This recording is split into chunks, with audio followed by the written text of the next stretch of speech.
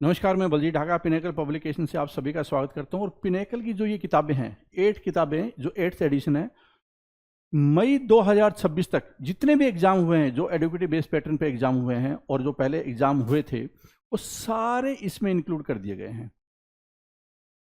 इसका मतलब क्या है कि मार्केट में सबसे लेटेस्ट किताब है, पिनेकल की किताब है 8th एडिशन। कहां तक अपडेटेड है? मई 2026 तक अपडेटेड है। सारे कंटेंट अपडेटेड कर दिए गए हैं। और ये कहाँ भी मिलेगी आपको? Amazon, Flipkart, Snapdeal, Meesho, pinnacle की वेबसाइट और लोकल बुक शॉप पे मिलेगी। और कौन कौन सी किताबें होते हैं 8th एडिशन की? Math, reasoning, English, GS. तो जीएस में कौन सी है? 6500, जिसमें सारे क्वेश्चन कवर है equity based, educative based pattern पे। उसके बाद ये हिंदी मीडियम, इंग्लिश मीडियम दोनों में आती है, अलग अलग आती है। मैथ की किताब है ये 6800, रीजनिंग की 7200 वाली किताब है चैप्टर वाइज, ठीक है। फिर इंग्लिश की किताब है ये 7600। तो ये किताबें लेकर आप अपनी तैयारी को बेटर बना सकते हैं। जितने भी एसएससी के एग्जाम होंगे आगे, उसके लिए मोस्ट रेलेवेंट कंटेंट आपको दे दिया गया है। नीचे डिस्क्रिप्शन में लिंक दिया हुआ है, आपको इमीडिएटली किताब खरीदनी चाहिए और तैयारी करनी चाहिए। एसएससी सीजीएल है, सिलेक्शन पोस्ट है, सीएचएसएल है, एमटीएस है, स्टेनो है, जो भी एग्जाम एसएससी कंडक्ट करती है उसके लिए मोस्ट रेलेवेंट बुक है। All the best. तो today's topic is mineral and energy resources in India. ठीक है, भारत के जो खनिज और ऊर्जा संसाधन है उसके बारे में आज हम लोग देखने वाले हैं।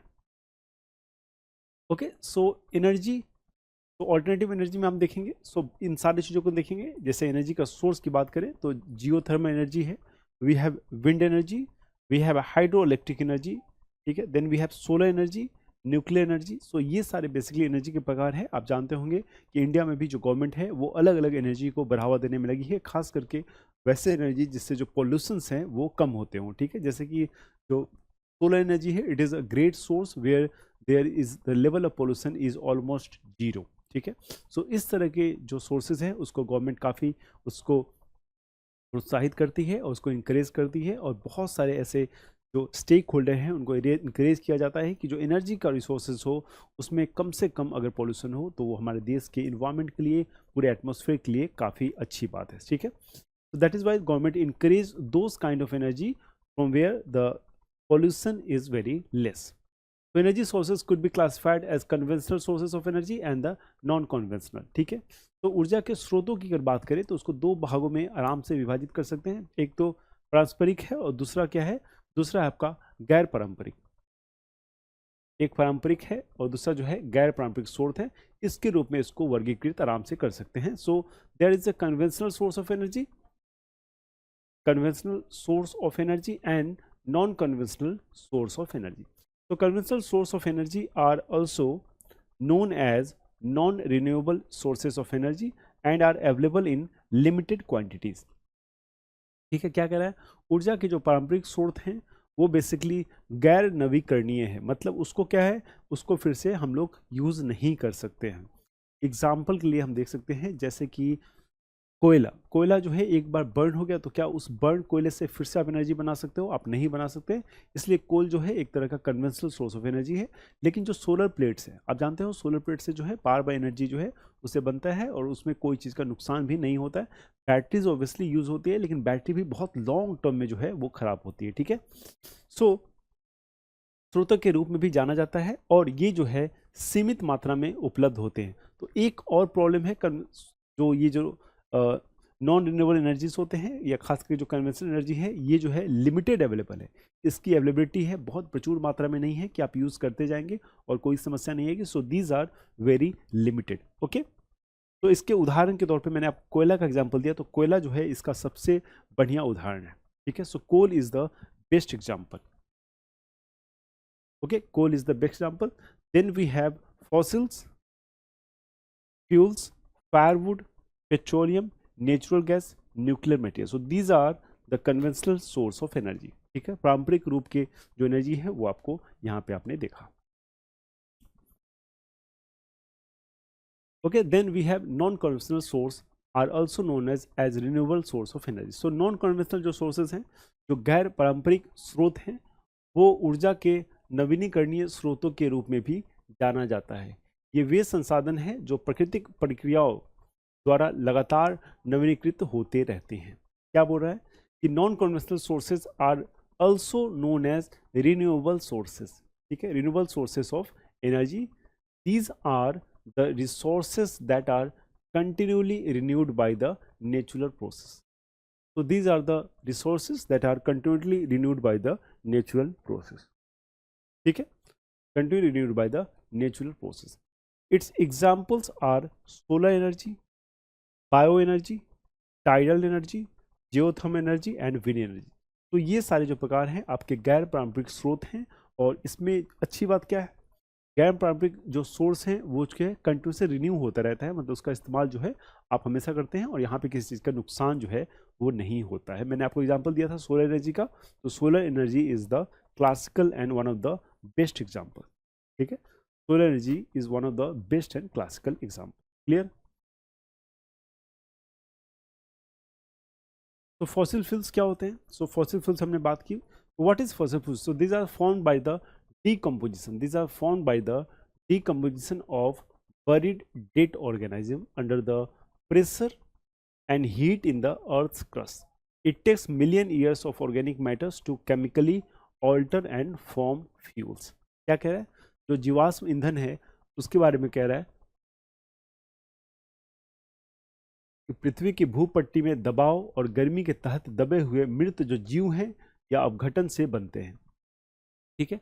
तो जो डेड ऑर्गेनिजम्स हैं वो बहुत दिनों तक, बहुत सालों तक जमीन के नीचे दबे होते हैं, और उसके कारण जो है आपके जो फॉसिल फ्यूल्स हैं उनका निर्माण होता है। क्लियर? कार्बनिक पदार्थों को रासायनिक रूप से परिवर्तित करने और ईंधन बनाने में लाखों वर्ष जो है लग जाते हैं। तो the fossil fuels are non renewable sources of energy. तो these are non renewable source of energy.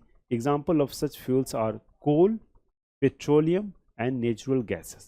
So these are the examples of fossil fuels. ठीक है, these are the examples of fossil fuels. Clear? तो जीवाश्म ईंधन जो है ऊर्जा के नवीकरण स्रोत हैं। ऐसे ईंधनों के उदाहरण के रूप में कोयला, पेट्रोलियम और प्राकृतिक गैस जो है इसमें शामिल है। Clear? Next we have mineral are homogeneous and naturally occurring substance with a definite internal structure. क्या होता है मिनरल्स या खनिज? क्या होता है?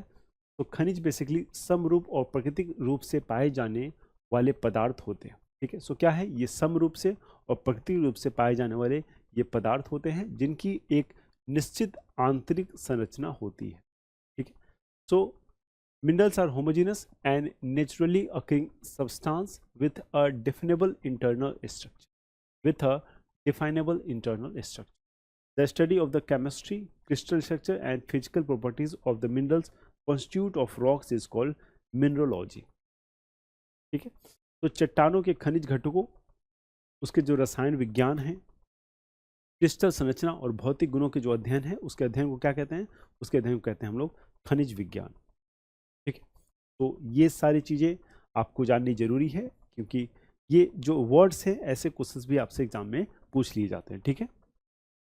तो minerals are divided into two types. So mineral को बेसिकली दो भागों में हम लोग बांट सकते हैं। पहला क्या है? The first is metallic and second is non metallic. So metallic and non-metallic, there are two types of minerals. Okay, so metallic minerals further divided into ferrous and non-ferrous minerals.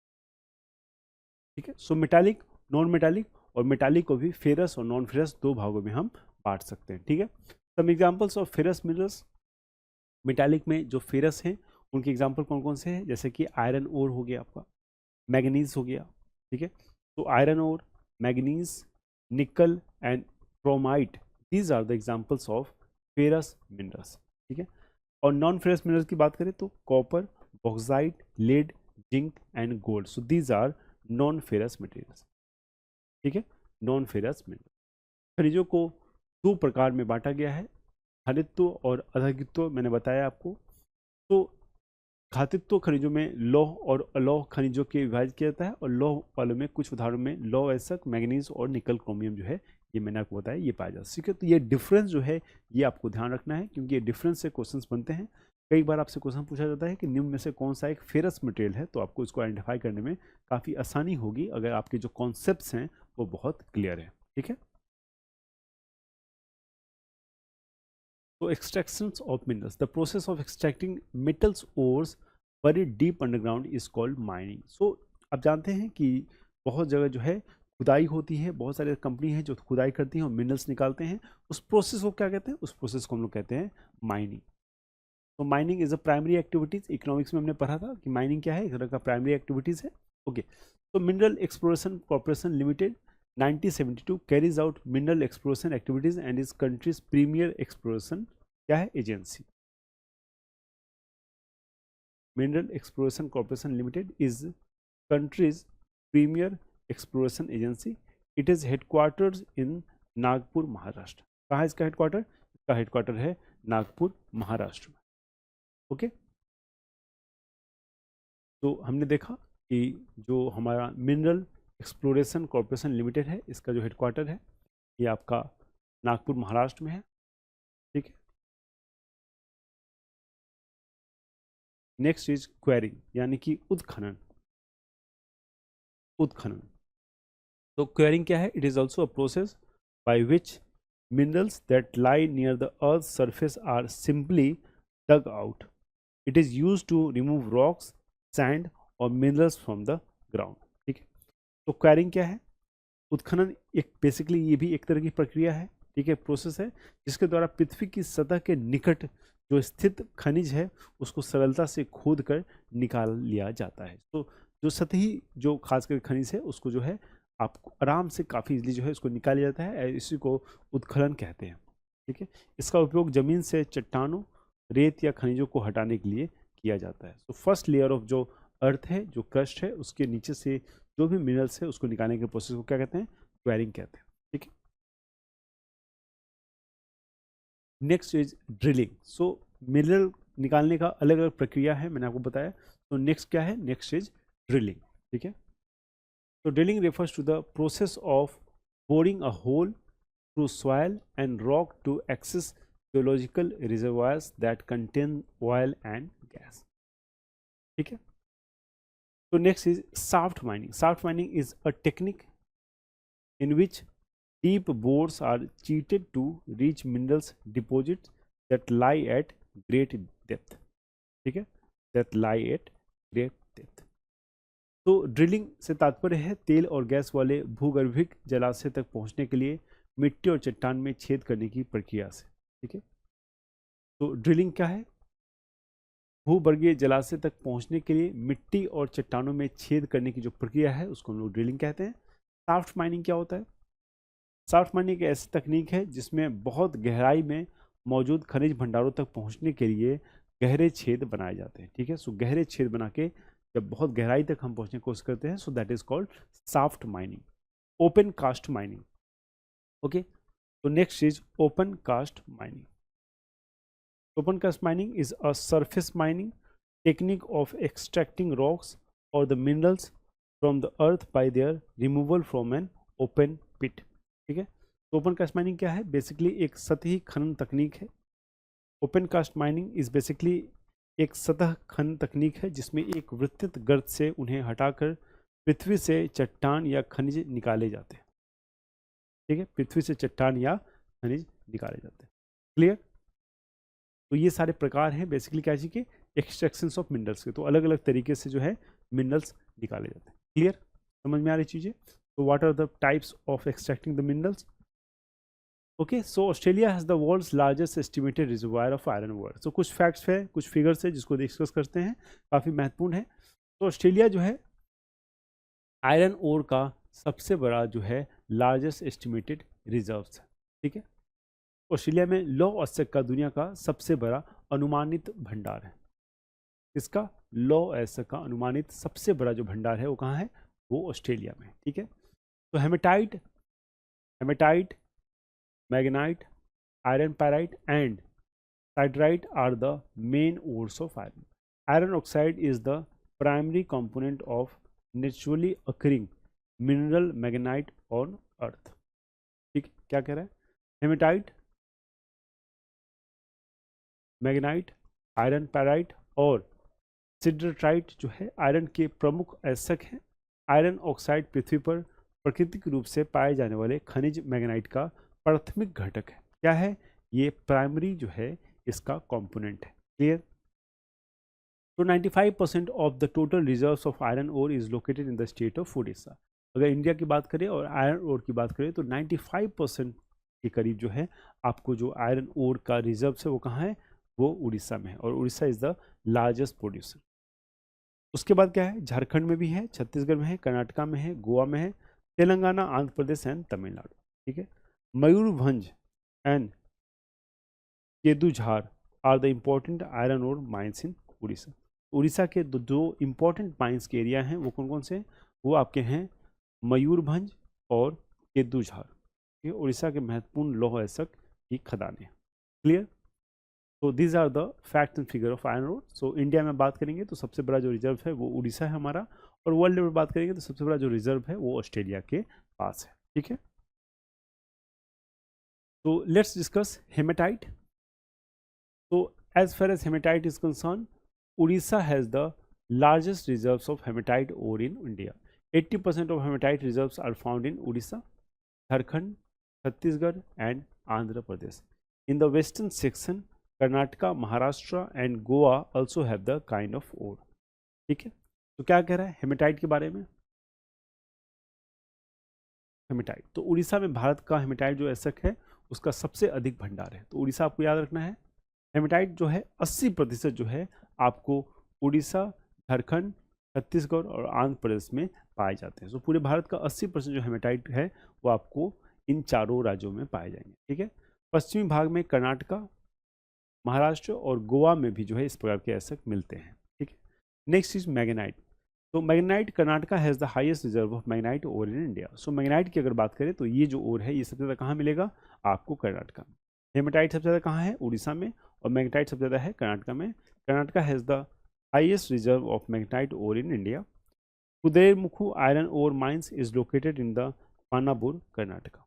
ठीक है, तो मैग्नेटाइट आप समझ गए, magnetite सबसे ज़्यादा कहाँ पे है, ये है आपका कर्नाटका में। तो हेमेटाइट कहाँ पे है, ये है देखिए आपका उड़ीसा में, और अगर मैग्नेटाइट पूछे सबसे ज़्यादा कहाँ है तो आपको जवाब देना है ये कर्नाटका में है। ठीक है, तो इट इज़ इन कर्नाटका, और भारत में मैग्नेटाइट अयस्क का सबसे अधिक भंडार है।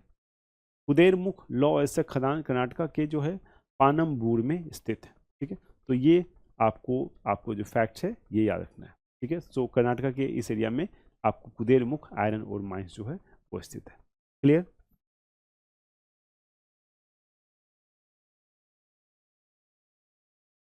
ओके, तो नेक्स्ट इज एल्युमिनियम ओर्स। ठीक है, एल्युमिनियम ओर्स देखते हैं। तो एल्युमिनियम ओर्स की बात करें तो उसके जो एग्जांपल्स हैं, तो these are bauxite, cryolite, kaolinite, a form of clay, corundum are the ores of aluminium. So these are the ores of aluminium. तो बॉक्साइट, क्रायोलाइट, काओलाइट जो कि मिट्टी का एक रूप है, कोरंडम, ये सारे जो है एल्युमिनियम के क्या है, अयस्क हैं। ठीक है, तो बॉक्साइट के बारे में बात करते हैं। तो bauxite, the raw material use in the smelters is a very bulky, dark, reddish colored rocks. It is used in the manufacturing of aluminium at the large scale. तो एल्युमिनियम के मैन्युफैक्चर में ये बहुत लार्ज स्केल पे जो है इसका इस्तेमाल होता है। ठीक है, तो बॉक्साइट, क्रोलाइट, कोलाइट मिट्टी का जो प्रकार है, कोरंडम, ये सारे जो है एल्युमिनियम के अयस्क हैं। और जो बॉक्साइट है वो प्रगालक में प्रयुक्त कच्चा माल, एक बहुत भारी गहरे लाल रंग की चट्टान है। इसका उपयोग बड़े पैमाने पर एल्युमिनियम के निर्माण में किया जाता है। ठीक है, एल्युमिनियम के निर्माण में जो है बड़े पैमाने पे किया जाता है। Orissa is the largest producer of bauxite. और भारत में अगर राज्य की बात करें कि कौन सा राज्य सबसे बड़ा उत्पादक है, तो उड़ीसा जो है वो आपका लार्जेस्ट प्रोड्यूसर ऑफ बॉक्साइट। ठीक है, सो उड़ीसा बॉक्साइट का सबसे बड़ा उत्पादक है। तो Chhattisgarh has bauxite deposit in Amarkantak plateau. So Chhattisgarh में ये कहाँ पे है, it is in Amarkantak plateau. Chhattisgarh has bauxite deposit in Amarkantak plateau, while Katni, Jabalpur area and Balaghat in Madhya Pradesh have important deposits of bauxite. ठीक है, and Balaghat in Madhya Pradesh have the important deposits of bauxite. तो ये area जो हैं ये आपको ध्यान रखने हैं। छत्तीसगढ़ में अमरकंटक की पठार में बॉक्साइट के भंडार हैं, जबकि मध्य प्रदेश में कटनी, जबलपुर क्षेत्र और बालाघाट में बॉक्साइट के महत्वपूर्ण भंडार हैं। ठीक है, महाराष्ट्र में बात करें तो कोलाबा, ठाणे, रत्नागिरी, सतारा, पुणे और कोल्हापुर बॉक्साइट के महत्वपूर्ण उत्पादक हैं। ठीक है, तो कोलाबा, थाने, रत्नागिरी, सतारा, पुणे और कोल्हापुर जो है Maharashtra are the important producer of bauxite. Australia is the largest producer of bauxite in the world. और पूरे वर्ल्ड की बात करें, पूरे विश्व की बात करें, तो ऑस्ट्रेलिया में जो है सबसे लार्ज लेवल पे जो है बॉक्साइट का प्रोडक्शन होता है। ठीक है, तो it is in the world level, so right answer is Australia. सो ये एग्जाम में क्वेश्चन पूछा जा सकता है कि किस देश में सबसे ज़्यादा बॉक्साइट का प्रोडक्शन होता है और किस राज्य में सबसे ज़्यादा होता है। दोनों आपके लिए यहाँ पे काफ़ी महत्वपूर्ण क्वेश्चन हो जाते हैं। ठीक है, clear. So the important manganese ores are pyrolusite, romanesite, magnetite and husamenotite and rhodochrosite. So ये सारे जो के हैं ये हम लोग मैग्नीज ओर के बारे में जानते हैं। सो मैग्नीज इंपॉर्टेंट मैग्नीज ओर जो हैं ये सारे हैं। ठीक है, हाइड्रोसाइट, रोमानोसाइट, मैग्नाइट एंड हॉसमेनाइट एंड रोडोक्लोरोसाइट। ठीक है, तो महत्वपूर्ण मैग्नीज एसिड जो है वो पायरोलोसाइट है, पायरोलोसाइट, रोमेनोचाइट, मैग्नीज, फॉस्मेनिटिड और रोडोक्रोसाइट। भारत में मैग्नीज एसिड का सबसे अधिक भंडार जो है वो कहाँ है, वो उड़ीसा में। तो उड़ीसा आप जानते हैं, अभी हमने देखा आयरन ओर, मैग्नीज, बहुत सारे जो भंडार हैं आपके उड़ीसा में आपको देखने को मिलेंगे। सो इन सारे फैक्ट आपको याद करना है क्योंकि एग्जाम में कुछ भी जो है आपसे पूछा जा सकता है। ठीक है, तो मध्य प्रदेश में जो है मैग्नीज एसिड बालाघाट में, छिंदवाड़ा और खबुआ जिले में पाया जाता है। ठीक है, तो Orissa has the highest reserve of manganese. Please remember this fact, ये एक इंपॉर्टेंट फैक्ट है in India. So in Madhya Pradesh manganese ore is found in Balaghat, Chhindwara and Jhabua district. In Maharashtra manganese ore is found in Nagpur and Bhandara district. And in Orissa manganese ore is found in Sundargarh, Koraput and Ganjam district. ठीक है, तो ये अलग अलग राज्य में कहाँ कहाँ किस किस जिले में मिलते हैं ये सारे भंडार ये आपको बताएगा। सो मैग्नीज की ओर महाराष्ट्र में आपने देखा, उड़ीसा में देखा, और उड़ीसा में जो है मैग्नीज के एसिड जो है सुंदरगढ़ में, कोरापुट में और गंजम जो जिले हैं यहाँ पे पाया जाता है। ठीक है, तो एग्जाम में कहाँ से क्वेश्चन आएंगे, एग्जाम में आपके बेसिकली यही क्वेश्चन आते हैं कि किस राज्य में कोई भी जो ओर है वो मिलता है, या क्वेश्चन कभी कभी ये भी पूछ लेते हैं, मान लीजिए कि स्टेट स्पेसिफिक आप एग्जाम दे रहे हैं तो उसमें पूछ सकता है कि निम्न में से किस जिले में जो है मैग्नीज नहीं मिलता है, या आपके राज्य के नाम दे दिए जाएंगे कि निम्न में से किस राज्य में जो है मैग्नीज नहीं मिलता है। ठीक है, तो मान लो कि महाराष्ट्र, उड़ीसा, ठीक है, और मान लीजिए एक दो और स्टेट दे दे, मध्य प्रदेश दे दे। ठीक है, महाराष्ट्र, उड़ीसा, मध्य प्रदेश, और इसके साथ आपको एक दे देगा उत्तराखंड। आपको बताना है कहाँ मैग्नीज नहीं मिलता है। तो इसके लिए आपको जब कॉन्सेप्ट्स आपके क्लियर होंगे तो डेफिनेटली आप इसका जो आंसर है बहुत आसानी से दे पाओगे। ठीक है, तो प्लीज रिमेंबर दिस एरिया। सो ये सारे जो हैं इंपॉर्टेंट फैक्ट्स आपको यहाँ पे आपने देखा। ठीक है, तो नेक्स्ट इज कॉपर, तांबा। तो some ores of copper are copper pyrite. So copper के कुछ और हैं, वो कौन से हैं, copper pyrites, malachite, cuprite, copper glance, bornite, azurite, chalcolite, chalcopyrite, tetrahedrite, dunite, chrysocolla, tennantite, डिपोटेस एंड इग्निटाइट। ये सारे जो हैं क्या है, ये कॉपर्स की ओर हैं। तो Madhya Pradesh is the largest producer of copper. तो यहाँ पे क्या है, यहाँ पे मध्य प्रदेश ने बाजी मारी है। ठीक है, is the largest producer of copper in India. Second largest producer of copper in India is Rajasthan. और दूसरे स्थान पे कौन है, दूसरे स्थान पे राजस्थान। क्लियर। तो तांबे के कुछ एसेट जो हैं वो कॉपर पैराइट्स, सारे नाम यहाँ देखिए लिखे, कॉपर पैराइट, मेलाकाइट, क्यूपाइट, कॉपर ग्लास, बोनाइट, अजुराइट, चल्कोसाइड, चल्कोपाइराइट, टेल्टोहाइड्राइट, डाइजेनाइट, कार्बोसोकोलो, टेंडोटाइट, डेओपटेज एंड इग्नागाइट। ये सारे जो हैं आपके ओर हैं किसके, कॉपर के। तो मध्य प्रदेश जो है वो आपके कॉपर प्रोडक्शन में सबसे उच्च लेवल पे है। तो मध्य प्रदेश में जो कॉपर प्रोडक्शन है वो सबसे ज़्यादा होता है। तो मध्य प्रदेश जो है भारत में तांबे का सबसे बड़ा उत्पादक है। भारत में तांबे का दूसरा सबसे बड़ा उत्पादक जो है वो कौन सा है, वो राजस्थान है। तो ये दोनों स्टेट के नाम आपको याद रखने हैं, मध्य प्रदेश एंड राजस्थान। कॉपर की बात आए तो मध्य प्रदेश का स्थान जो पहला है और दूसरा जो है यहाँ पे किसका है, राजस्थान। ठीक है, ओके ओके। तो कॉपर, नेक्स्ट इज तांबा। सो तांबा के बारे में देखते हैं। तो Khetri is a town in Jhunjhunu district of Rajasthan. So Khetri एक झुंझुनू जिले का कस्बा है। तो खेतरी तांबे की खानों के लिए जो है प्रसिद्ध है। मध्य प्रदेश में मरंजखंड खदान जो है वो भारत की सबसे बड़ी तांबे की खदान है। ठीक है, so Khetri is a town in Jhunjhunu district of Rajasthan. तो Khetri is a well known for its copper mines. Malanjkhand mines which is in Madhya Pradesh is the largest copper mine in India. Chile is the largest producer of copper in the world. So समझ गए, मंजभंज जो mines है मध्य प्रदेश का वो सबसे बड़ा mines है India में। और वर्ल्ड लेवल की अगर बात करें तो चिली के पास जो है सबसे ज़्यादा आपको तांबे का खदान मिलेगा। सो प्रोडक्शन जो है सबसे ज़्यादा चिली पूरे विश्व में तांबे का करता है। ठीक है, तो चिली जो है दुनिया के तांबे का सबसे बड़ा उत्पादक है। So next is zinc ore. So important zinc ore names are zinc blende और sphalerite, zincite और calamite. So ये सब क्या है, ये सब जिंक के ओर है। These are the ore of zinc. Okay. तो महत्वपूर्ण जिंक ऐसा के नाम जो है वो क्या है, जिंक ब्लेड या स्फेरलाइट, जिंकाइट, कैलामाइट आदि। ठीक है, तो Rajasthan is the largest producer of zinc in India while China is the largest producer of zinc in the world. तो राजस्थान जो है इंडिया में जिंक का सबसे बड़ा प्रोड्यूसर है। राजस्थान जो है इंडिया में सबसे बड़ा प्रोड्यूसर है और चाइना जो है पूरे वर्ल्ड में जिंक का सबसे बड़ा प्रोड्यूसर है। सो राजस्थान भारत और चीन दुनिया। ठीक है, ओके। तो नेक्स्ट इज लीड सीसा। So galena is a lead sulphide mineral. So galena क्या है, it is a lead sulphide mineral.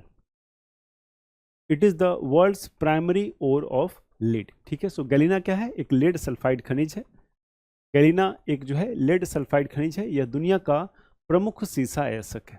ठीक है, Rampura Agucha is a zinc and lead mine located on the massive sulphide deposits in the Bhilwara district of Rajasthan. ठीक है, तो रामपुरा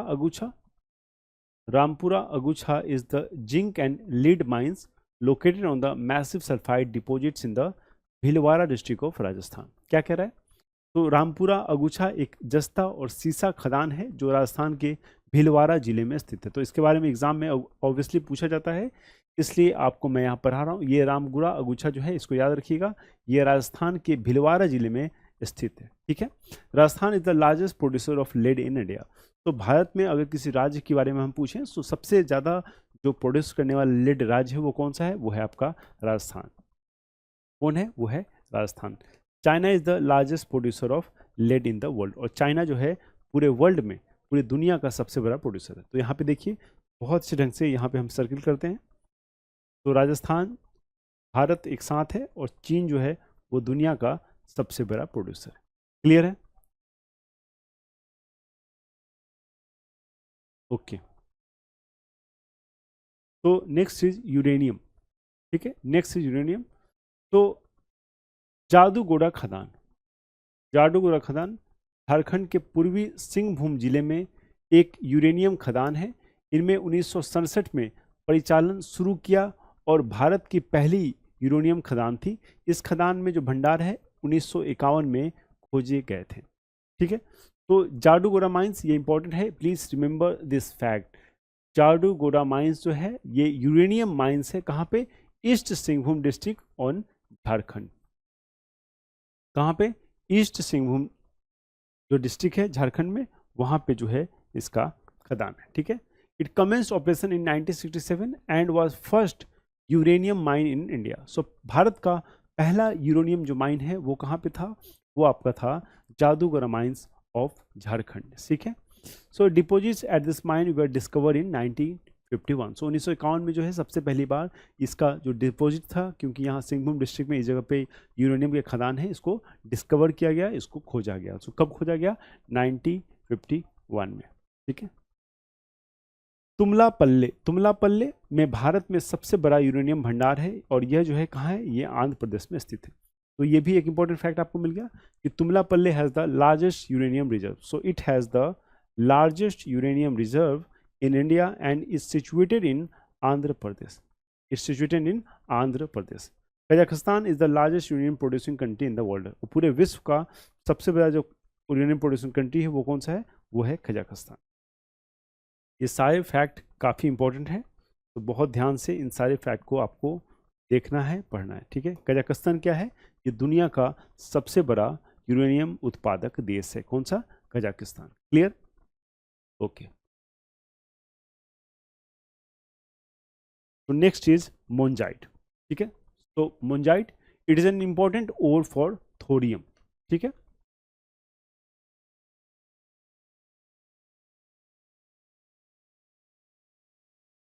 मोन्जाइट क्या है?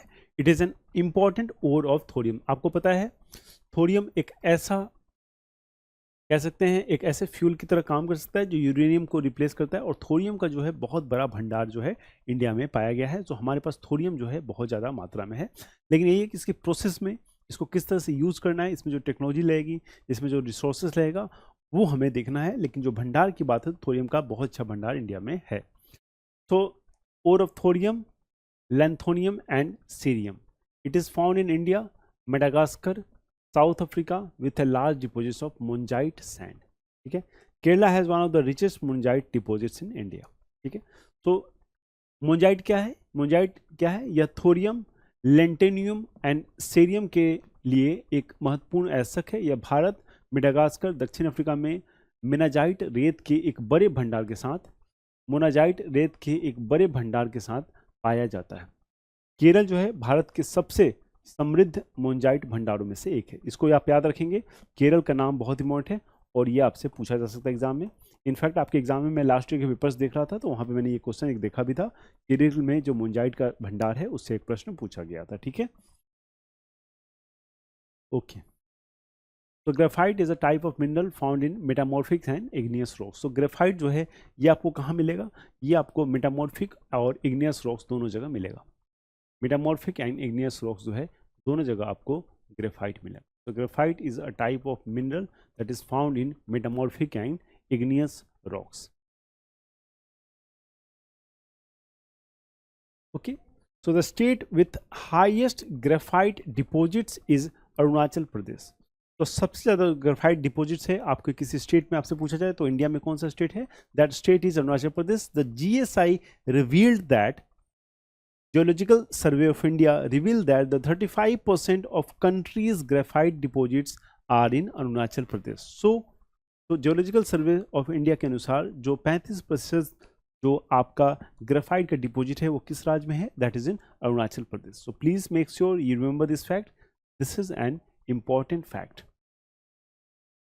This is an important fact. Okay. तो mica is a non metallic mineral, ठीक है। सो अभ्रक जो है क्या है? कम ऊर्जा खपत वाला कारक है, ठीक है। Mica is a non metallic mineral. Okay. तो Andhra Pradesh is the largest producer of mica. Andhra Pradesh is the largest producer of mica. Nellore district of Andhra Pradesh is famous for its mica, that is crude production. So mica, the waste and scrap is largely produced by the state of Rajasthan, Bihar and Jharkhand, ठीक है। तो आंध्र प्रदेश अभ्रक का सबसे बड़ा उत्पादक है। अगर अभ्रक की बात करें तो जो सबसे बड़ा इसका उत्पादक है वो है आपका आंध्र प्रदेश। आंध्र प्रदेश का नेल्लोर जिला जो है वो अपने अभ्रक यानी कि कच्चा उत्पादन के लिए प्रसिद्ध है। अभ्रक, अपशिष्ट और स्क्रैप का उत्पादन बड़े पैमाने पर राजस्थान, बिहार और झारखंड के राज्यों द्वारा किया जाता है, ठीक है। तो इन राज्यों के द्वारा जो है अभ्रक का बड़े पैमाने पे, बहुत बड़े पैमाने पे जो है निर्माण किया जाता है, ठीक है। तो Koderma district of Jharkhand state has been famous worldwide for mica mining. तो कोडरमा डिस्ट्रिक्ट आप जानते हैं ये झारखंड में डिस्ट्रिक्ट है और ये जो है पूरे वर्ल्ड में मीका माइनिंग के लिए प्रचुर है, स्पेशली द रबी मीका। सो एक मीका का प्रकार है द रूबी मीका, इसके लिए जो है ये बहुत ही ज़्यादा प्रसिद्ध है। तो Giridih Jharkhand is rich in mica. तो गिरिडीह, ठीक है, गिरिडीह जो डिस्ट्रिक्ट है वो भी जो है मीका के लिए काफ़ी मशहूर है। झारखंड राज्य का जो कोडरमा जिला है वो अभ्रक खनन, विशेषकर मानिक अभ्रक, ठीक है, विशेषकर मानिक अभ्रक जो है उसके लिए विश्व भर में प्रसिद्ध है। अगर आप इस जिले में जाओगे तो रोड पे देखोगे तो आपको रोड पे भी मीका दिखेगा, ठीक है। इतनी ज़्यादा मीका का प्रोडक्शन होता है कि आपको रोड पे भी चमकता हुआ मीका जो है अभ्रक आपको रोड पे झारखंड में इन जिलों में देखने को मिलेगा। गिरिडीह भी अभ्रक के लिए प्रसिद्ध है और गिरिडीह जो है ये भी जो है अभ्रक के लिए प्रसिद्ध है। On the northern edge of Chota Nagpur Plateau, mica is found in India. On the northern edge of the Chota Nagpur Plateau, mica is found in India. So Bharat में छोटा नागपुर पठार के उत्तरी किनारे पर जो है अवरक पाया जाता है. China has the largest reserves of mica in the world as of 2022. तो अगर पूरे विश्व भर की बात करें तो चाइना जो है 2022 तक जो है मिका का अवरक का सबसे बड़ा भंडार आपको चाइना में मिलेगा. सो ये जो है ये भी इंपॉर्टेंट फैक्ट है, प्लीज रिमेंबर, तो याद कीजिएगा, ठीक है. और छोटा नागपुर पठार में भी पाया जाता है और झारखंड के इन राज्यों में तो मिका पाया ही जाता है. तो नेक्स्ट इज नेचुरल रबर यानी कि प्राकृतिक rubber. So natural rubber is a natural polymer of organic compound isoprene obtain from the bark of tropical and subtropical trees. तो कौन से पौधे से, कौन से पेड़ से? तो ट्रॉपिकल और सब ट्रॉपिकल रीजन में जो पेड़ हैं, जो पौधे हैं, वहाँ से जो है आपको नेचुरल रबर मिलता है, ठीक है. सो प्राकृतिक रबर जो है उष्णकटिबंधीय और उपोष्णकटिबंधीय जो पेड़ों के छाल हैं वहाँ से प्राप्त कार्बनिक यौगिक आइसोप्रीन का एक प्राकृतिक बहुलक है, ठीक है, प्राकृतिक बहुलक. Natural rubber is a natural polymer of organic compound isoprene obtained from the bark of tropical and subtropical trees. ठीक है. Kerala is the largest producer of natural rubber in India. ठीक है. तो इंडिया में अगर बात करें कि नेचुरल रबर का सबसे बड़ा प्रोडक्शन कौन सा है, तो वो राज्य केरला है. और विश्व में अगर उस देश की बात करें जहाँ पे सबसे ज़्यादा रबर का प्रोडक्शन होता है तो वो आपका थाईलैंड है. ठीक है. सो देखिए यहाँ पे दोनों मेंशन है. Kerala is the largest producer in India. Kerala is the largest producer in India. On the same hand the Thailand is the largest producer of natural rubber in the world. ठीक है. तो केरल जो है प्राकृतिक रबर का भारत में सबसे बड़ा उत्पादक है और थाईलैंड जो है प्राकृतिक रबर का दुनिया में सबसे बड़ा उत्पादक है. ठीक है. सो थाईलैंड और रबर ये सारे जो हैं आपको याद रखने हैं. जितने भी और मैंने आयरन और बताए, मैंने बॉक्साइट बताया, मैंने मिका बताया, उसके वर्ल्ड और इंडिया लेवल पे जो भी है आपको फैक्ट्स आपको याद करने हैं. और सारे फैक्ट्स बहुत डिटेल वे में यहाँ पे आपको दिखाई जा रही हैं. बुक में भी बहुत डिटेल में चीज़ें दी गई हैं जो पिनाकल की जीएस बुक है. सो मैं आपको कितनी बार बोला हूँ कि वहाँ से भी आप पढ़ सकते हो. और अगर आपको वहाँ से थोड़ी सी भी समझने में दिक्कत हो तो आप इस वीडियो कोर्स के माध्यम से चीज़ों को बहुत अच्छे से समझ सकते हैं. ठीक है. देन वी हैव कोल. ठीक है. सो कोयला. तो कोयला भी बहुत इंपॉर्टेंट एक सोर्स है. तो कोल के बारे में भी जानते हैं. So coal is an amorphous allotropic form of carbon. क्या है कोल? कोयल जो है बेसिकली कार्बन का एक अनाकार अपरूप है. ठीक है. Coal is a sedimentary deposits compose predominantly of carbon. क्या है coal? It is a sedimentary deposit. मैंने आपको कहा था कि जो कोल जैसे कोल जो है वो बेसिकली बहुत सारे जो ऑर्गेनिक और जो मटेरियल्स हैं उसके ज़मीन के नीचे दब जाने पे बहुत सालों के बाद जो है वो कोल में क्या होता है, चेंज होता है, उसमें तब्दील होता है. जब कोल के इस्तेमाल पे मैंने आपको समझाया था तो मैंने ये बोला था कि कोल का इस्तेमाल हमें कम करना चाहिए. क्यों? क्योंकि एक ऐसा रिसोर्स है जो कि ख़त्म हो सकता है. ठीक है. हमारे पास अनगिनत मतलब रिन्यूएबल रिसोर्स ये नहीं है, इसलिए कोल का इस्तेमाल लिमिट करना चाहिए. इसका लिमिट इस्तेमाल और इसलिए करना चाहिए क्योंकि इससे बहुत ज़्यादा जो है पॉल्यूशन भी होता है. लेकिन अनफॉर्चुनेटली आज भी इंडिया में जो एनर्जी का जो सोर्स है वो बहुत ज़्यादा मात्रा में अभी हमारा कोल ही है. ठीक है. So coal is an amorphous allotropic form of carbon. Coal is the sedimentary deposits composed of predominantly of carbons that is readily combustible. Coal is the largest contributor to the generation of electricity in India. जो बात मैं आपको बता रहा था कि कोल जो है भारत में बिजली का सबसे बड़ा योगदान देने वाला सोर्स है. तो भारत में जो बिजली का प्रोडक्शन है उसमें सबसे ज़्यादा जो अभी भी योगदान है वो कोल का ही है. Obviously it is not good for the health of our environment but still we are of no choice but we have to use our coal. So आगे चल के अगर न्यूक्लियर एनर्जी, विंड एनर्जी, अगर इसके परसेंटेज अगर बढ़ते हैं तो definitely we can reduce the consumption of coal for the use of electricity. ठीक है. So therefore coal is referred to as a buried sunshine. Therefore coal is referred to as buried sunshine. ठीक है. So it is because of this reason कोयले को अंतर्हित धूप भी कहा जाता है. क्यों? क्योंकि इससे एनर्जी जो है हमारी एनर्जी की आपूर्ति पूरी होती है. ठीक है. तो फर्स्ट कोल माइंस के मैं पूछूं आपसे कि फर्स्ट कोल माइंस कहाँ पे एस्टेब्लिश हुआ था. तो the first coal mines was open in 1774 at Raniganj along the western bank of Damodar river in West Bengal. first coal mines was opened in 1774 at Raniganj along the western bank of the Damodar river in West Bengal. ठीक है, पहली कोयला खदान जो है 1774 में पश्चिम बंगाल में दामोदर नदी के पश्चिमी तट पर रानीगंज में खोली गई थी। कहाँ पे? रानीगंज में खोली गई थी। 1774 में पश्चिमी बंगाल में दामोदर नदी के पश्चिम तट पर रानीगंज में खोली गई थी। Gondwana coal makes up to 98%। Gondwana coal makes up to 98% of the total reserves and 99% of the total production of the coal in India.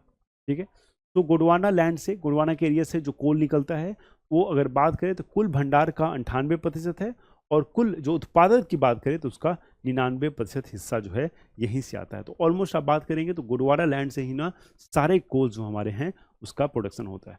Gondwana coal field are located in various parts of the country including, तो Gondwana coal field जो पूरा area है basically, और ये अलग अलग state में आपको देखने को मिलेगा। तो उदाहरण के तौर पे देख सकते हैं जैसे कि झारखंड में, छत्तीसगढ़ में, उड़ीसा में और मध्य प्रदेश में, इन सारे जिलों में जो है आपको गोंडवाना जो कोल फील्ड है वो देखने को मिल सकता है।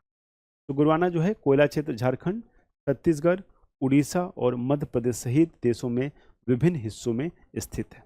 ठीक है, ये अलग अलग इन सारे हिस्सों में जो गोंडवाना के कोल है वो स्थित है, और 99% जो प्रोडक्शन है कोल का उन ये 4 जिले यानी कि ये गोंडवाना वाले जो एरियाज हैं यहाँ से होता है। ठीक है, सो प्लीज रिमेंबर, याद रखिएगा, Gondwana coal makes the 98% of the total reserve and 99% of the total production in India. Okay okay, so हमने कोल के जो इंपॉर्टेंट एरियाज हैं देखें, तो गोंडवाना जो है बहुत इंपॉर्टेंट, उसको याद रखिएगा। The most important Gondwana coal field of India is located in Damodar valley. तो गोंडवाना एरिया जो है उसके जो मोस्ट इंपॉर्टेंट जो कोल फील्ड है वो कहाँ पे है? वो है आपका दामोदर वैली में। कहाँ है? वो है आपका दामोदर वैली में। ठीक है, they lie in the Jharkhand Bengal coal belt. So Jharkhand और बंगाल का जो कोल बेल्ट है वहाँ पे आपको दामोदर वैली कोल बेल्ट देखने को मिलेगा। तो भारत का सबसे महत्वपूर्ण गोंडवाना कोयला क्षेत्र जो है वो दामोदर घाटी में स्थित है। वे झारखंड बंगाल कोयला बेल्ट में स्थित है। ठीक है, important coal fields in this region are Raniganj. So इस फील्ड में, इस रीजन के जो इंपॉर्टेंट कोल बेल्ट्स हैं वो कौन कौन से हैं? तो यहाँ देखते हैं एक बार, रानीगंज, झरिया, बोकारो, गिरिडीह एंड करणपुरा। तो Jharia is the largest coal field follow by Raniganj. तो झरिया जो है वो सबसे बड़ा कोल फील्ड है, और उसके बाद जो दूसरा स्थान है वो है रानीगंज का। ठीक है, तो ये भी आपको याद रखना है, ये भी काफ़ी इंपॉर्टेंट एक फैक्ट है। और ये झरिया वाला तो क्वेश्चन मैंने देखा है कि आपके एग्जाम में पूछा भी है कितनी दफ़ा, तो इसको आप लोग याद रखेंगे। ठीक है, सो ये क्षेत्र जो है महत्वपूर्ण कोयला क्षेत्र जो है वो रानीगंज, झरिया, बोकारो, गिरिडीह और कानपुरा है। झरिया सबसे बड़ा कोयला क्षेत्र है, जिसके बाद जो है रानीगंज का नंबर आता है। तो Jharkhand has the largest reserves of coal in India followed by Orissa and Chhattisgarh. तो झारखंड में जो है सबसे ज़्यादा कोल के रिजर्व्स हैं, और उसके बाद अगर 2 और स्टेट की बात करें तो उड़ीसा और छत्तीसगढ़ उसमें शामिल है। तो झारखंड जो है वो क्या है? वो लार्जेस्ट रिजर्व्स ऑफ कोल है। उसके बाद है आपका Orissa and Chhattisgarh. The Jharia and Chandrapura coal fields are located in the state of Jharkhand. ठीक है, तो झरिया और चंद्रपुरा ये कहाँ पे है? ये आपका झारखंड में।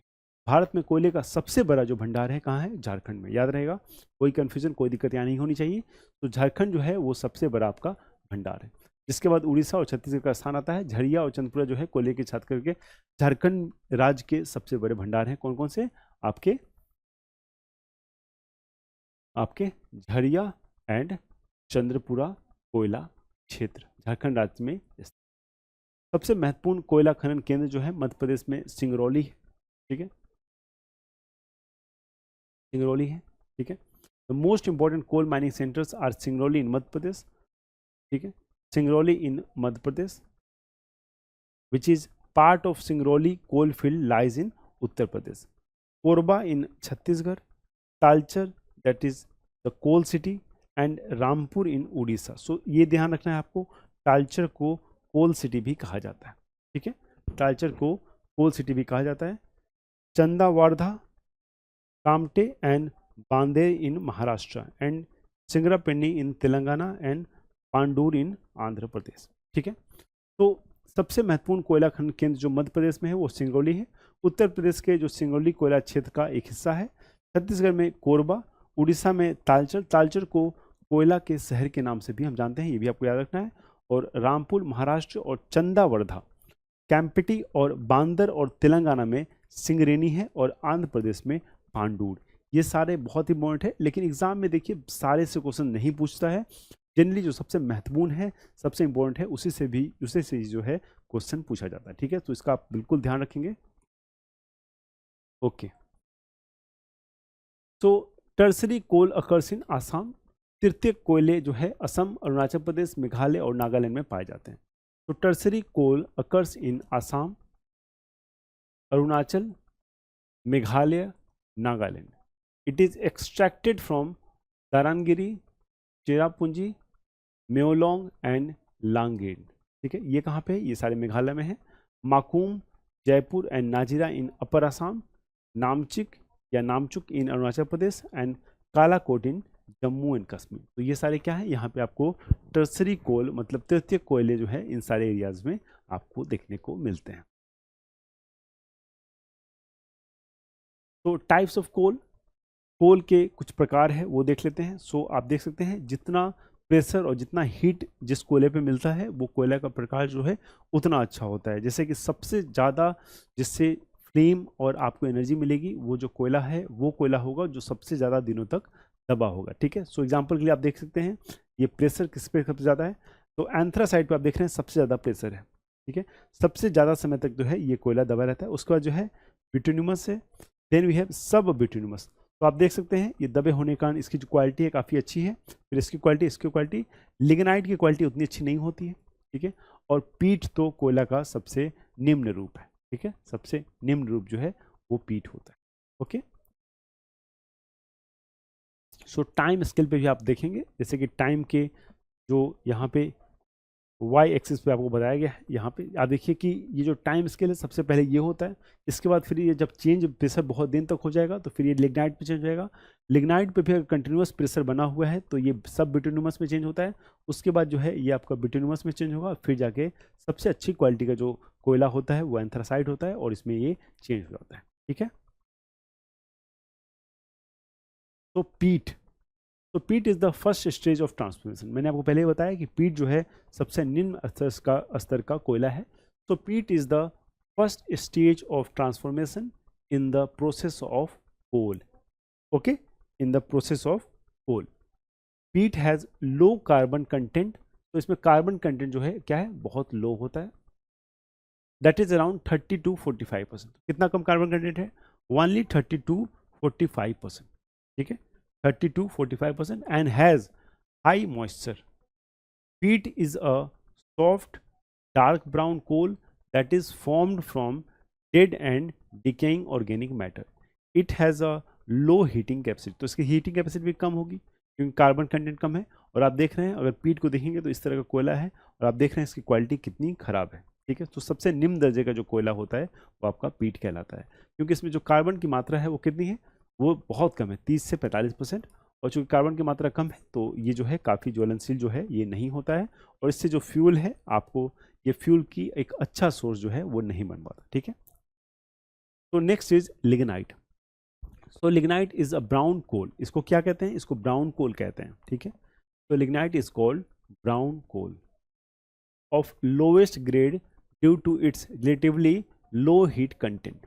ठीक है, due to its low heat content it has रफली 60 to 70% कार्बन कंटेंट। इसमें जो कार्बन कंटेंट आप देखने को मिलेगा आपको कितना मिलेगा? 60 से 70% के लगभग। ठीक है, 60 से 70% के लगभग जो है इसमें आपको कोल कंटेंट देखने को मिलता है। ठीक है, लिग्नाइट का सबसे बड़ा भंडारण जो है तमिलनाडु के नेवली में है और इसका उपयोग जो है बिजली उत्पादन के लिए किया जाता है और बिजली उत्पादन के लिए जो है इस कोयले का किया जाता है इस्तेमाल। ठीक है, तो लार्जेस्ट लिग्नाइट रिजर्व जो है इंडिया में कहाँ है? वो है तमिलनाडु में। और लिग्नाइट जो है ये इलेक्ट्रिसिटी जनरेशन के लिए इस कोयले का इस्तेमाल किया जाता है। ठीक है, देन वी हैव बिटुनिमस। ठीक है, बिटुनिमस, तो bituminous coal is the most widely available. तो bituminous coal is the most widely available and used coal having 60 to 85% of the carbon. तो इसमें कार्बन कंटेंट कितना है? 60 to 85%। और ये सबसे ज़्यादा अवेलेबल कोल है इस्तेमाल के लिए, ठीक है। Jharia is the largest coal field in Jharkhand, ठीक है। तो झरिया जो झारखंड का है ये लार्जेस्ट कोल फील्ड है, ठीक है, झारखंड में इसका।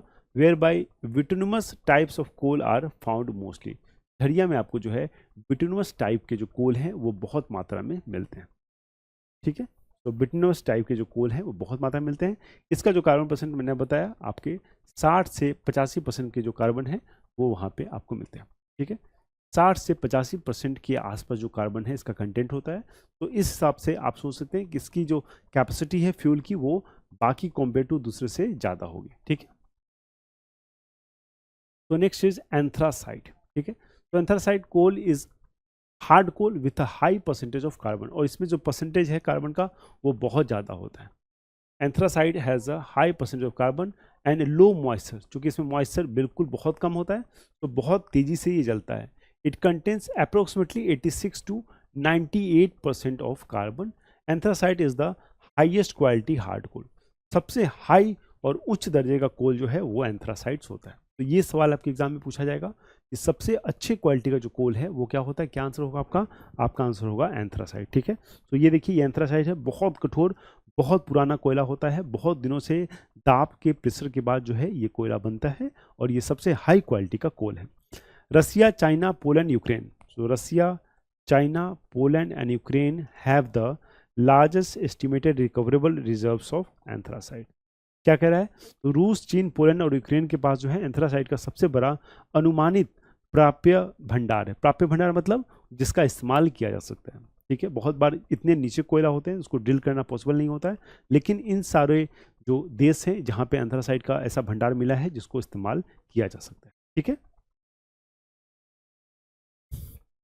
तो नेक्स्ट इज सिल्वर, ठीक है। तो principal ores of silver are argentite, horn silver and pyrargyrite. क्या है, argentite, horn silver and pyrargyrite, ठीक है।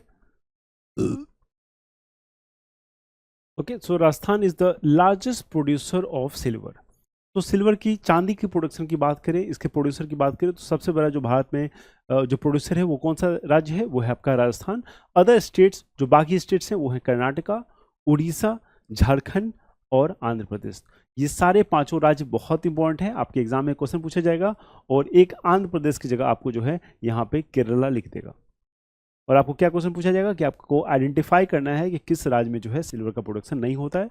इसलिए जो टॉप 5 जो 4-5 जो स्टेट्स हैं उसके बारे में आपको निश्चित जानकारी होनी चाहिए, ठीक है। So diamonds, so Madhya Pradesh is the only state in India that produces diamond. So Madhya Pradesh एकमात्र राज्य है भारत का जहां पे डायमंड का प्रोडक्शन होता है। तो Madhya Pradesh is the only state in India that produces diamonds. Panna in Madhya Pradesh is the famous for diamond mining in India. तो पन्ना जो है मध्य प्रदेश में that is famous for diamond minings in India. Panna is also known as the city of diamond. और पन्ना को हम लोग city of diamond भी कहते हैं, ठीक है। city of diamond भी पन्ना को कहा जाता है, clear. Russia is the largest producer of diamonds in the world, और रसिया जो है पूरे वर्ल्ड का सबसे बड़ा डायमंड प्रोड्यूसर है। Australia is the famous for pink, purple and red diamond, ठीक है। तो पन्ना को हीरो का शहर भी कहा जाता है। पन्ना कहाँ है, मध्य प्रदेश में, ठीक है। रूस दुनिया के हीरो का सबसे बड़ा उत्पादक है। तो पूरे वर्ल्ड में अगर बात करें, वर्ल्ड लेवल पे सबसे ज़्यादा जो प्रोडक्शन है वो कौन कर रहा है, तो उसका आंसर क्या हो जाएगा, रूस हो जाएगा। और ऑस्ट्रेलिया में गुलाबी, बैगनी और लाल हीरे के लिए प्रसिद्ध है। तो ऑस्ट्रेलिया जो है ये कलरफुल जो डायमंड्स है उसके लिए मशहूर है, ठीक है, क्लियर, ओके।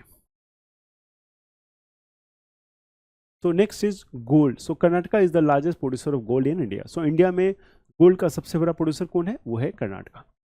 तो Karnataka is the largest producer of gold in India, ठीक है, producer of gold in India. In India there are mainly 3 gold areas, ठीक है। तो इंडिया में जनरली अगर बात करें तो मुख्यतः 3 जो हैं स्वर्ण के क्षेत्र हैं जहाँ पे सोना पाया जाता है। तो कोलार गोल्ड फील्ड ये कहाँ है, Kolar district of Karnataka.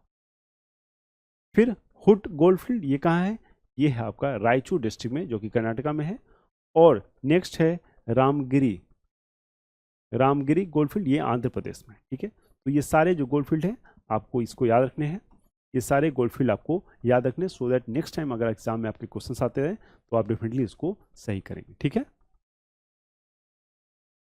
Okay, so in India the largest resource of gold are, जो लार्जेस्ट रिसोर्स ऑफ गोल्ड है India, the largest resource of gold ore are primarily are located in Bihar, ठीक है। सो भारत में स्वर्ण ऐसक जो गोल्ड ओर है उसका सबसे बड़ा संसाधन जो है वो कहाँ है, वो बिहार में है। तो बिहार में आप देखिए 44% के आसपास जो गोल्ड ओर है वो कहाँ पे, वो बिहार में मौजूद है। उसके बाद राजस्थान में जहाँ पे 25% है, कर्नाटका 21%, वेस्ट बंगाल में 3% और उसके बाद जो है बाकी राज्यों में थोड़े थोड़े गोल्ड के ऐसक आपको मिलेंगे। लेकिन आपको ध्यान रखना है बिहार में जो है ये सबसे ज़्यादा है, तो इसको आप लोग को बहुत ध्यान से याद रखना है, ठीक है। So Bihar has the highest percentage of gold ore. Okay, so the United States of America has the highest gold reserves in the world, while China is the largest gold producer in the world. ठीक है, तो संयुक्त राज्य America के पास दुनिया का सबसे ज़्यादा सोने का भंडार है, कहाँ, संयुक्त राज्य अमेरिका के पास, जबकि चीन जो है दुनिया का सबसे बड़ा सोना उत्पादक है। मतलब भंडार होना और उत्पादन करना दोनों दो चीज़ होती है। उत्पादन की बात करें तो वो सबसे ज़्यादा चीन कर रहा है, लेकिन भंडार की अगर बात करें, रिजर्व की बात करें तो वो कौन कर सबसे ज़्यादा, तो वो जो है आप यूएसए के पास है। तो यूएसए के पास सबसे ज़्यादा भंडार है और चीन जो है इसका सबसे ज़्यादा प्रोडक्शन करता है। Clear. So next is crude oil, यानी कि कच्चा तेल। ये भी एक बहुत इंपॉर्टेंट रिसोर्स है, आप जानते हैं। और क्रूड ऑयल के कारण बहुत सारे जो देश हैं वो अमीर भी हुए हैं और बहुत सारे देश जो हैं वो क्रूड ऑयल के कारण गरीब भी होते हैं, क्योंकि बहुत सारा जो क्रूड ऑयल है वो देशों के पास जब होता है तो जनरली उसकी जो खास गल्फ जो कंट्रीज़ हैं उसकी इकोनॉमिक कंडीशन काफ़ी अच्छी होती है। लेकिन क्रूड ऑयल का जब डिमांड इंटरनेशनल मार्केट में कम हो जाता है तो आप देखेंगे उससे जो इकोनॉमिकल कंडीशन है ऐसे देशों की बहुत ज़्यादा खराब भी होती है। So crude oil is a naturally occurring unrefined petroleum product. क्या है ये, अनरिफाइंड है, मतलब ये रिफाइंड नहीं होता। Composed of hydrocarbon deposits and other organic materials.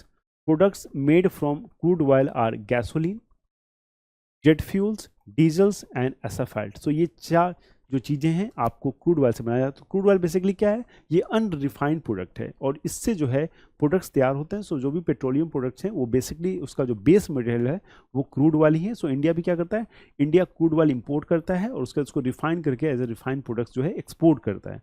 तो इंडिया भी ये काम करता है। तो इंडिया के अपने यहाँ क्रूड ऑयल का प्रोडक्शन हमारे यहाँ नहीं है उतना, इसलिए हम लोग क्रूड ऑयल को क्या करते हैं, हम लोग इम्पोर्ट करते हैं, ठीक है। तो इंडिया में अगर इंडिया की बात करें तो बॉम्बे हाई जो है, Bombay high oil field Bharat का सबसे बड़ा पेट्रोलियम उत्पादक तेल क्षेत्र है। सो भारत में अगर बात करें कि भारत का सबसे बड़ा अगर तेल क्षेत्र क्या है तो वो क्या है, वो है Bombay high oil field, Bombay high oil field, ठीक है। क्लियर।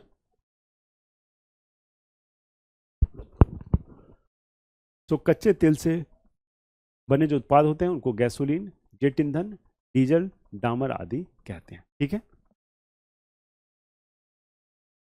तो एसाफाल्ट यानी कि डामर, asphalt is the black or brown petroleum like material. क्या है asphalt, asphalt is a black or brown petroleum, it is a black or brown petroleum like material that has consistency of varying from viscosity liquid to glassy solid. It is obtained either as a residue from the distillations of petroleum or from the natural deposits. So डामर क्या है, डामर को एसाफाल्ट कहते हैं। तो एक काले या भूरे रंग की पेट्रोलियम जैसी पदार्थ होती है, ठीक है, जिसमें चिपचिपे तरल से लेकर कांच के ठोस तक की स्थिरता होती है। यह या तो पेट्रोलियम के आसवन से अवशेष के रूप में या प्राकृतिक निक्षेपों से प्राप्त होता है, ठीक है।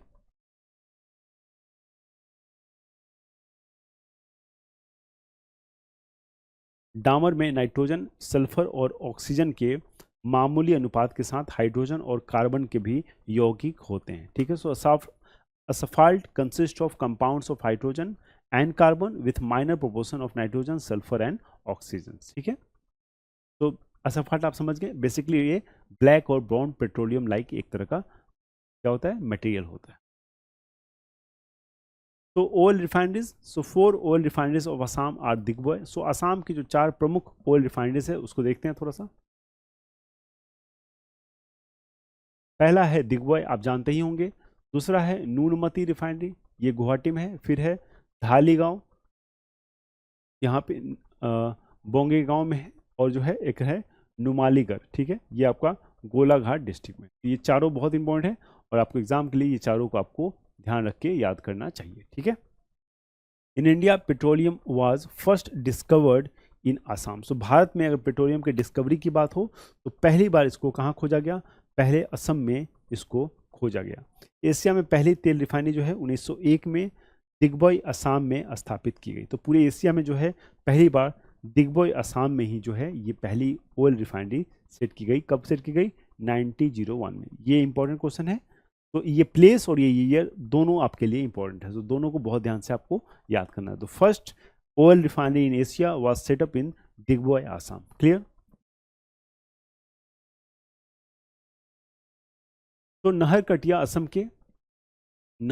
असम के डिब्रूगढ़ जिले में स्थित पेट्रोलियम और गैस भंडार के लिए जाना जाने वाला एक शहर है, ठीक है। तो नहरकटिया कभी पूछा जाए आपसे तो असम में के डिब्रूगढ़ में जो है बेसिकली एक गैस और पेट्रोलियम रिजर्व है, ठीक है। इस क्षेत्र से तेल पाइपलाइन के माध्यम से असम में नूनामती और बिहार में बरौनी तेल शोधन कारखानों को भेजा जाता है। तो पाइपलाइन से जो तेल है यहाँ पे बिहार में बरौनी और नूनामती जो असम में है वहाँ पे कारखाने जो है वहाँ भेजा जाता है। इसकी खोज जो है 1953 में हुई थी, ठीक है। सो पाइपलाइन से जो है पेट्रोलियम प्रोडक्ट को ट्रांसफर किया जाता है कहाँ पे? बरौनी जो एक बिहार में एक शहर है वहाँ पे, और नूनामती जो कि असम का एक शहर है वहाँ पे, दोनों जगह जो है इसको भेजा जाता है। तो while from this area is sent to oil refineries at the Nunamati in Assam and Barauni in Bihar through the pipeline. It was discovered in 1953. Okay. Some other oil fields of Assam are Muran, Rudrasagar, Lakwa, Sonari, Amugari, Gelki, भागझन etc. सो असम के कुछ और जो तेल के क्षेत्र हैं वो मोरन, रुद्रसागर, लकवा, सिनारी, अमगुरी, गेलकी, बगजान आदि है, ठीक है। तो इसको भी आपको ध्यान रखना है, ये सारे जो है इंपॉर्टेंट है। आप दिग्बोय को जरूर याद रखिएगा, उससे जो क्वेश्चन मैंने 10 बार देखा है आपके एग्जाम में पूछा गया है, ठीक है। So some oil fields of Gujarat. So Gujarat के कुछ ऑयल फील्ड्स देखते हैं। सो अंकलेश्वर जो कि लार्जेस्ट ऑयल फील्ड है गुजरात का। फिर कलोल, बारकोल, कथारीना और सनादद, ठीक है, आलीबेट ईटीसी, ठीक है। ये सारे जो हैं आपके गुजरात के कुछ तेल के क्षेत्र हैं। राजस्थान के अगर तेल के क्षेत्रों की बात करें तो मंगला, गुडा, सरस्वती, कामेश्वरी वन, राग तेल, शक्ति, ये आदि जो हैं आपके राजस्थान के तेल रिफाइनरी क्षेत्र है। अरुणाचल प्रदेश में भी कुछ रिफाइनरीज हैं, ऑयल फील्ड्स हैं। ये कहाँ पे हैं? मनभौम, खरसांग और चराई, यहाँ पे जो है ये सारे पाए जाते हैं, ठीक है, Arunachal Pradesh. Clear? Okay. So gas pipeline, कुछ गैस पाइपलाइन जो बहुत महत्वपूर्ण है उसके बारे में देख लेते हैं क्योंकि इससे भी क्वेश्चन आता है। तो हाजिरा विजयपुर जगदीशपुर, हाजिरा विजयपुर जगदीशपुर गैस पाइपलाइन है। सो हाजिरा वाजिरा जगदीशपुर गैस पाइपलाइन। तो this gas pipeline passes through the following states. कहाँ कहाँ? Gujarat, Madhya Pradesh, Rajasthan, Uttar Pradesh, Haryana and national capital territory, ठीक है, एनसीटी जो है Delhi.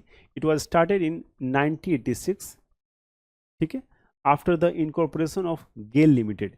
It connects Hazira in Maharashtra to Bijapur in Madhya Pradesh and Jagdishpur in UP. It is the world's longest underground pipeline, ठीक है। दुनिया की सबसे लंबी भूमिगत जो पाइपलाइन है गैस ट्रांसफर करने के लिए, ये आपका क्या है उसका नाम? उसका नाम है हाजिरा विजयपुर जगदीशपुर गैस पाइपलाइन। तो कौन कौन से स्टेट यहाँ है आपने देख लिया। 1986 में गेल लिमिटेड के निगमन के बाद जो है इसको शुरू किया गया था। कब? 1986। Clear? So next is Assam. तो नहरकटिया, नूनमती, बरौनी पाइपलाइन भारत में निर्मित पहली पाइपलाइन थी जिसकी लंबाई जो है 1167 किलोमीटर, ठीक है। तो नहरकटिया, नूनमती, बरौनी पाइपलाइन जो है सबसे पहली पाइपलाइन थी जिसकी जो लंबाई थी 1167 किलोमीटर थी। Next is Jamnagar Loni LPG pipeline. तो भारत की सबसे लंबी एलपीजी पाइपलाइन कौन सी? एलपीजी पाइपलाइन जिसकी लंबाई 1410 किलोमीटर है। यह गुजरात के जामनगर को उत्तर प्रदेश के लोनी से जोड़ता है। ठीक है, Jamnagar Loni LPG pipeline. Jamnagar Loni LPG pipeline is the longest gas pipeline in India with a length of 1410 km. It connects Jamnagar in Gujarat to Loni in Uttar Pradesh. किसको कनेक्ट करता है? Jamnagar Gujarat to Loni in Uttar Pradesh. Clear है? तो ये सारे फैक्ट्स हैं, इंपॉर्टेंट है, आपसे क्वेश्चन एग्जाम में पूछे जाते हैं, इसलिए मैंने कोशिश की है कि एक लेक्चर में आपको सारे जो इंपॉर्टेंट खासकर फैक्ट्स हैं वो आपको बता दिए जाएं। ठीक है, तो next is national aluminium company limited, Nalco. So Nalco क्या है, इसको थोड़ा देखते हैं। तो NICDIT stand for national industrial corridor development and implementation trust. Its aim to develop industrial cities in the country. ठीक है, Nalco, so Nalco is the government company और इसका हेडक्वार्टर कहाँ है? इसका हेडक्वार्टर है भुवनेश्वर में, उड़ीसा में। It was incorporated in 1981। ठीक है, 1981 में इसको इनकॉर्पोरेट किया गया है। Okay, so the Angul plant of National Aluminium Company Limited, that is NALCO, is located in the state of Odisha. It started its operation in early 1987. So aluminium plant है और इसका जो ऑपरेशन है 1987 में start हुआ। ठीक है, तो उड़ीसा राज्य में स्थित है नालको, ये ध्यान देना है आपको। इसने 1987 में शुरुआत अपने परिचालन से किया था। ठीक है, तो next is Balco. So Balco stands for Bharat Aluminium Company Limited. It was founded in 1965. The company has two working units. So दो यूनिट्स इसके। पहले one is located in Korba in Chhattisgarh. कहाँ है? Korba in Chhattisgarh. And the other located in विधान Bagh in West Bengal. Vidhan Bagh in West Bengal. Korba in Chhattisgarh and next is Vidhan Bagh in Chhattisgarh. Madras aluminium company limited, that is the MALCO. तो मालको का मेट्टूर संयंत्र तमिलनाडु में मेट्टूर बांध परिसर में स्थित है। ठीक है, ये कहाँ पे है? ये आपका मेट्टूर बांध जो कॉम्प्लेक्स है वहाँ पे आपका मालको स्थित है। ठीक है, तो Krishna and Godavari. So Krishna river basin and Godavari river basin, इसको डिस्कस करते हैं। So Krishna river basin is endowed with rich minerals. Krishna river basin is endowed with rich minerals deposit. कौन कौन से मिनरल डिपोजिट यहाँ मिलेंगे आपको कृष्णा रिवर बेसिन में?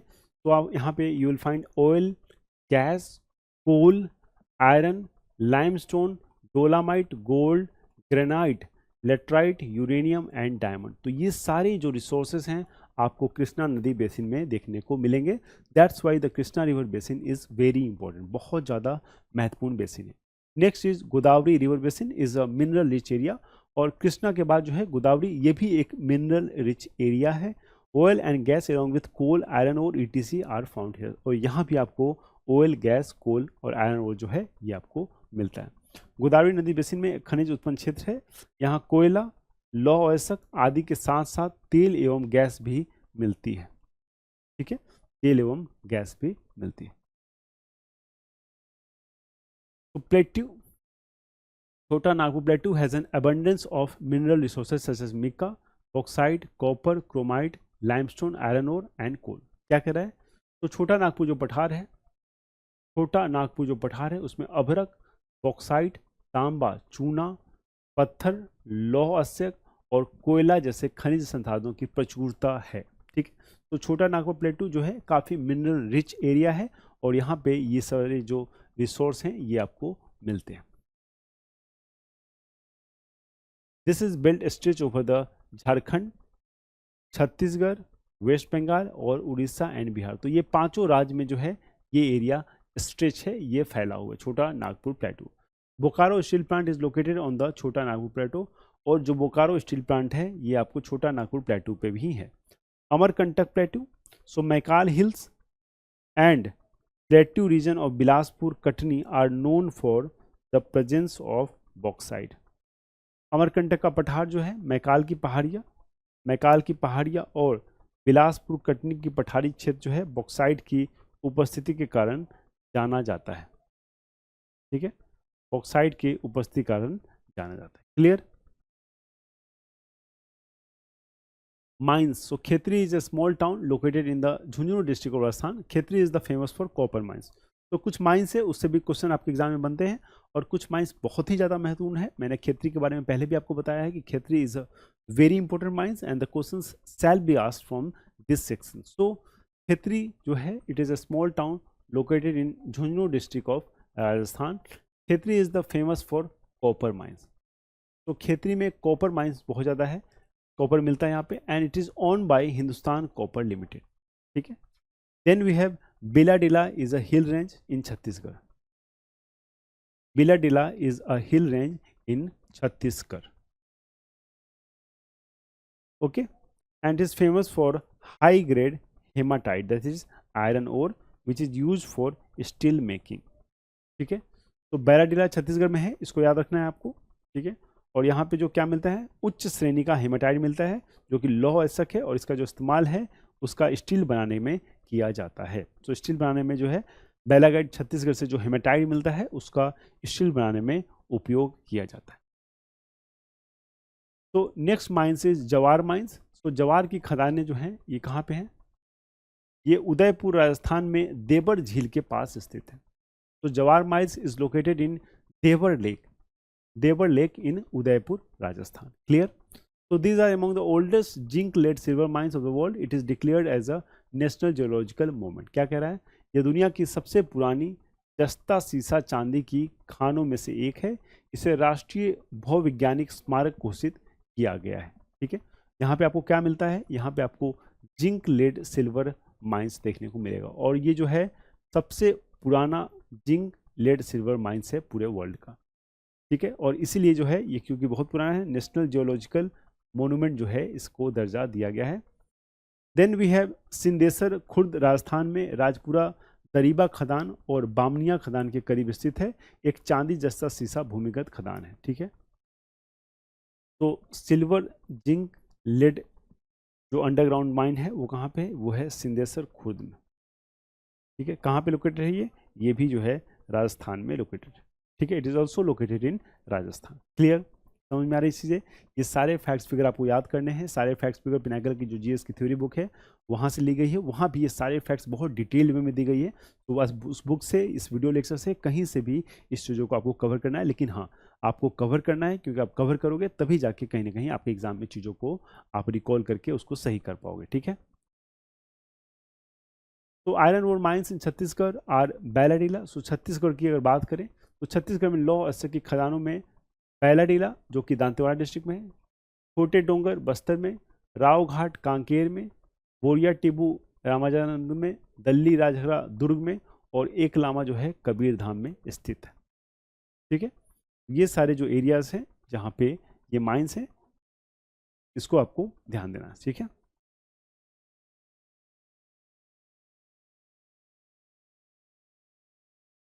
तो छत्तीसगढ़ में लौह अयस्क की खदानें आप जानेंगे. So next is peculiar character of allochromatic minerals. Allochromatic minerals is due to impurities.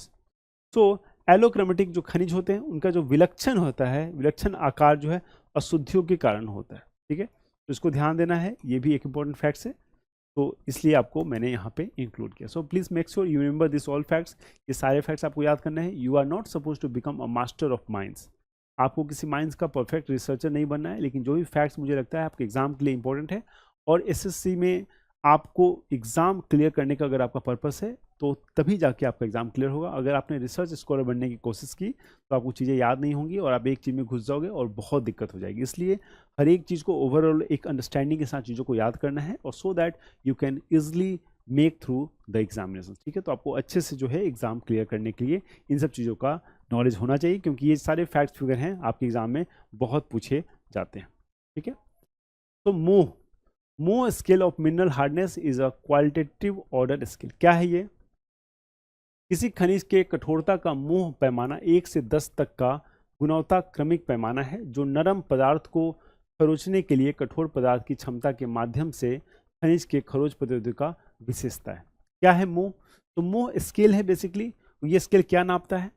तो मोह scale is of mineral hardness is a qualitative ordeal scale from 1 to 10, characterizing stretch resistance of minerals through the ability of harder material to scratch softer material.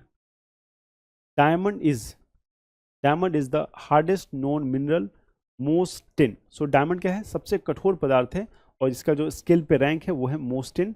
Talk is the softest. ठीक है, तो talc जो है वो softest है और diamond जो है वो हार्डेस्ट है और मो स्केल पे जो है इसका पैमाना नापा गया. डायमंड को 10 और टॉल्क को सबसे सॉफ्टेस्ट, यानी कि इसको 0 या 1 दिया गया हो. सो 1 से 10 है तो इसका 1 होगा. Most value of some important substance. तो मो वैल्यू, कुछ इंपॉर्टेंट सब्सटेंस के देखते हैं कि मो वैल्यूज क्या क्या होती हैं. ठीक है, तो देखिए डायमंड का जो मो वैल्यू है वो क्या है? वो 10 है. ठीक है, डायमंड का मो वैल्यू वो 10 है. क्वार्ट्ज का 7 है, ऑर्थोक्लास का 6 है, एपेटाइट का 5 है, फ्लोराइड का 4 है, कैल्साइट का 3 है, जिप्सम का 2 है और टॉल का क्या है? 1 है. Talcher also known as coal city of Orissa. और तालचर को क्या कहते हैं? कोल सिटी ऑफ उड़ीसा कहते हैं. तो तालचर को ध्यान रखना है आपको, उड़ीसा का कोल सिटी भी कहा जाता है. तालचर को उड़ीसा का कोल सिटी भी कहा जाता है. ठीक है, ओके. तो मिनरल एनर्जी वाले चैप्टर्स के जो भी फैक्ट्स एंड फिगर है वो हम कवर कर चुके हैं. आई होप कि ये बहुत इंपॉर्टेंट चैप्टर है, इसमें आपको जरूर क्वेश्चन कुछ ना कुछ जरूर पूछे जाते हैं, तो बहुत अच्छे से ध्यान से इसको कवर कीजिएगा और इसका रिवीजन जो है वो बार बार आपको बिल्कुल करना है. पिनाकल की जो थ्योरी बुक है वो आप मार्केट से ले सकते हैं, उससे भी जो रिवीजन कर सकते हैं. अगर आपको इस वीडियो से रिवीजन नहीं करना है तो जो थ्योरी बुक है उससे आप बार बार रिवीजन कर सकते हैं. और उस बुक से अगर कहीं भी कोई चीज़ समझने में दिक्कत हो, परेशानी हो, तो डेफिनेटली आप इस लेक्चर्स को भी क्या कर सकते हैं? इसको रेफर कर सकते हैं. और जो क्लास नोट्स जो भी मैंने क्लास में आपको पढ़ाया है, ये सारे क्लास नोट्स जो है ये भी आपको प्रोवाइड करा दिए जाएंगे. तो आपको करना यही है, आपको बहुत सरल भाषा में किताब भी जो लिखी गई है पिनाकल की, बहुत सरल भाषा में है. ये वीडियो लेक्चर्स वगैरह बहुत सरल भाषा में है. चीज़ों को बस आपको क्या करना है? बहुत ध्यान से पढ़ाई करना है, उसका रिवीजन करना है. ठीक है, अपना बहुत बहुत ख्याल रखिए, बहुत मन से पढ़ाई करते रहिए. मैं मिलता हूँ एक नेक्स्ट लेक्चर में एक नेक्स्ट टॉपिक के साथ. तब तक आप पढ़ाई को कंटिन्यू रखिए, बहुत मेहनत करते रहिए. Thank you so much. Please take care.